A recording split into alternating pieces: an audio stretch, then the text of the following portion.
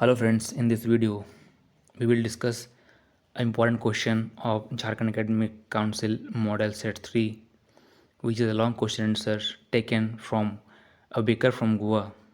And the question is, how is bread an important part of Goan life? So the answer is, in the Goan village, a baker enjoys a significant position. All the festivals and other festivals occasions will be meaningless without the presence of his furnace. His musical entry, Jhang Jhang from a bamboo would announce his arrival. With one hand he supported his basket and with the other he held a bamboo. Even a small party or a feast will lose in charm without a bread. They enjoy bowl. It is known as the sweet bread. Their marriage functions would be meaningless without it. On the occasions of her daughter's engagement, the ladies of the house must prepare sandwiches. Cakes and bolinhas are a must for Christmas and other occasions. The presence of the baker's furnace in the village is absolutely essential.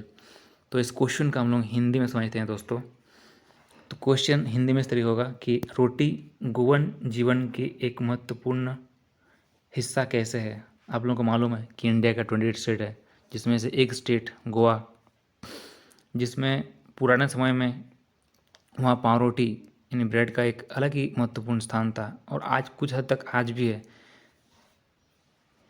तो रोटी गोवन जीवन का एक महत्वपूर्ण हिस्सा कैसे है? उत्तर, गोवन गांव में एक बेकर को एक महत्वपूर्ण स्थिति प्राप्त है।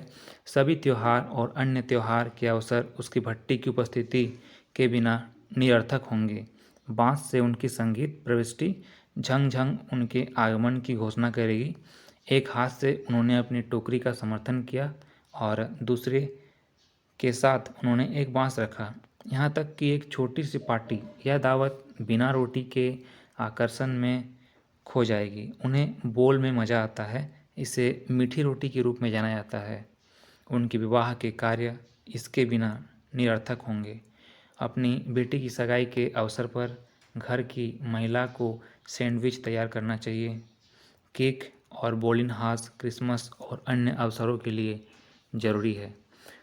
गांव में बेकर की भट्टी की उपस्थिति नितांत आवश्यक है। फ्रेंड्स, ये जो क्वेश्चन है ये बताता है कि एक बेकर का एक गोवा के विलेज में कितना इम्पोर्टेंस है, किस तरीके से हर एक ओकेज़न में, हर एक फेस्टिवल में वहाँ पर पाव रोटी की उपस्थिति कितनी महत्वपूर्ण होती है और किस तरीके से एक महत्वपूर्ण स्थिति प्राप्त है एक बेकर को एक गोवा के गांव जीवन में।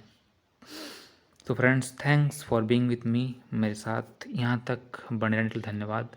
अगर वीडियो अच्छा लगा हो तो कमेंट कीजिएगा, लाइक भी कीजिएगा, चैनल को सब्सक्राइब कीजिएगा। Have a nice day, prepare well for the exams. Thanks.